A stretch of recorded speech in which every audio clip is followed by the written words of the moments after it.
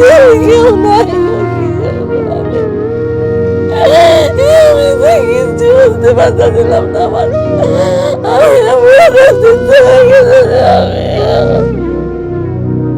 সত্যি ঘৃণাই ভালোবাসার মধ্যে, ঘৃণাই ভালোবাসা মানুষজনকে একদম পাগল বানায় রাখে।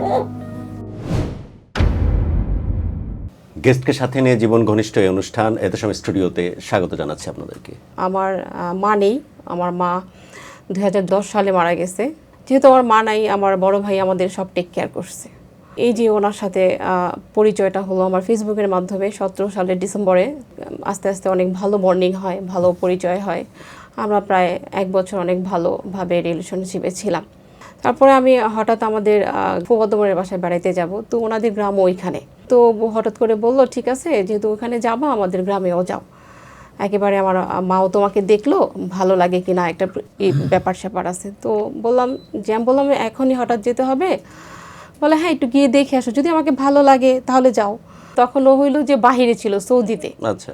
তো আমি হঠাৎ করেই চলে যাই আমার ভাগ্নিকে নিয়ে। ওনাদের বড় বোনের বাড়ি সবার সাথে আমার পরিচয় হলো, ওর মার সাথে পরিচয় হলো, ওনার মামার সাথে পরিচয় হলো। পরিচয় হয়ে আমাদের খাবার টাবার খাই, ওনারা আবার আমাকে রিটার্ন গাড়িতে, ওনাদের টাকা খরচ করে রিটার্ন গাড়িতে আমাকে উঠাই দিছে। তারপরে হলো ঢাকায় আসার পরে রাত্রে হলো যে ওর সাথে আমার কথা হলো। কথা হওয়ার মাঝখানে ও আমাকে বললো আমার আম্মুর তোমাকে পছন্দ হয়নি।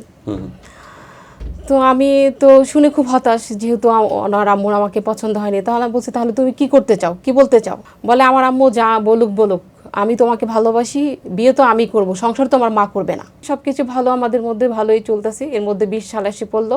আর বলতেছি যে এইভাবে তো আসলে চলে না, কি করা যায়? আমরা বলে চল আমরা বিয়ে করে ফেলি। তারপর ঠিক আছে, আমি ওই মতে ওর মতো ও যেভাবে বলছে এভাবে গেছি কাজে অফিসে, আমরা বিয়ে করে ফেলছি। তখন আমার বাড়ি কেউ জানে না। এর মধ্যে হঠাৎ হলো ও দেশে আসবে। তো হঠাৎ করে ও ফেব্রুয়ারিতে চলে আসছে। আসার পর দিন আমাকে ফোন দিয়ে বলছে তো আমি দেশে আসছি। আমি তো মহা খুশি, যেহেতু দেশে আসছে। 5 দিন ওর বোনের বাসায় ছিল। 5 দিন আমরা মোটামুটি ভালো দেখা করছি, কথাবার্তা সম্পূর্ণ কিছু স্বাভাবিক মানুষের মতো আমাদের মধ্যে হয়েছে। তারপর ও 5 দিন পরে গ্রামে যায়, 10 দিন পরে শহরে আসে। আসার পর বলতেছে যে ওর মার্কেটিং করবে ও। তো দেন হলো আমি আর ও দুইজনেই মিলেই যাই মার্কেটে গেলে আমি নিজ থেকে ওকে 25,000 টাকার মার্কেট করে দিই। সব কিছু নিয়ে আমার সাথে সময় টময় কাটে, আমরা খেটে। তারপর সৌদি প্রবাসী আপনাকে কি দিল? কিছুই না।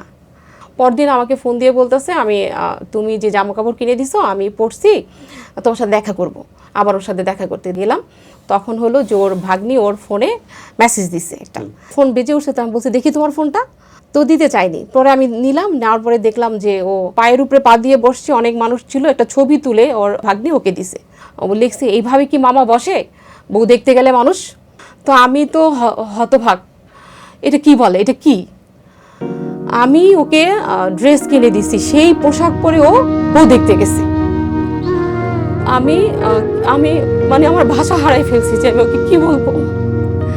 আমি ওই মুহূর্তে রাস্তা থেকে নিজেকে গোছায়া আমি বাসায় চলে আসছি।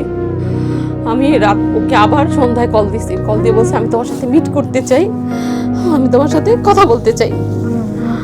তখন ও আসলো, সেটা হলো রাস্তায়। বলছি দেখো আমরা বিয়ে করে ফেলছি, এখন তুমি তোমার বাবা মার কাছে সবকিছু বলার, তুমি বউ দেখতে গেছো, এটা কেন, কিসের, তোমার কি আমার পছন্দ হয়নি, আমাকে ভালো লাগেনি? বলছে হ্যাঁ তুমি 10 জনের মধ্যে একজন, আমিই তোমার যোগ্য না, আমি কেন বলবো এটা? আর বউ দেখতে গেছে, বাবা মা ভাই বোনা সবাই আমার প্রেশার ক্রিয়েট করছে, আমি সেই জন্য গেছি। ওইটা আমাকে বলে আমাকে বুঝাই বাসায় পাঠাই দিল।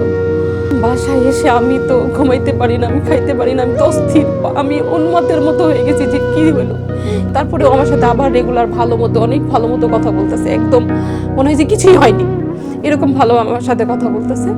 তো 3 দিন পরে ও আবার গ্রামে চলে গেছে। আমাদের মধ্যে একটা বন্ডিং ছিল যে ও নামাজ পড়তে গেলে ছবি তুলে বা ভিডিও করে আমাকে দিত।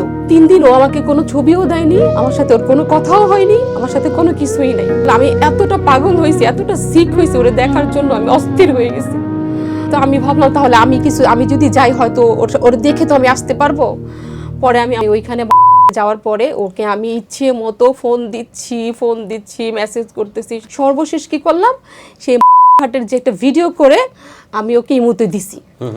দেওয়ার পরে ও আমাকে ফট করে কল দিছে, বললো তুমি এখানে? আমি বললাম তুমি এখানে এটা কিভাবে প্রশ্ন করছো, আমি এইখানে তোমাকে আমি 3 দিন ধরে দেখি না, যাকে আমি এক মুহূর্ত না দেখে থাকতে পারি না।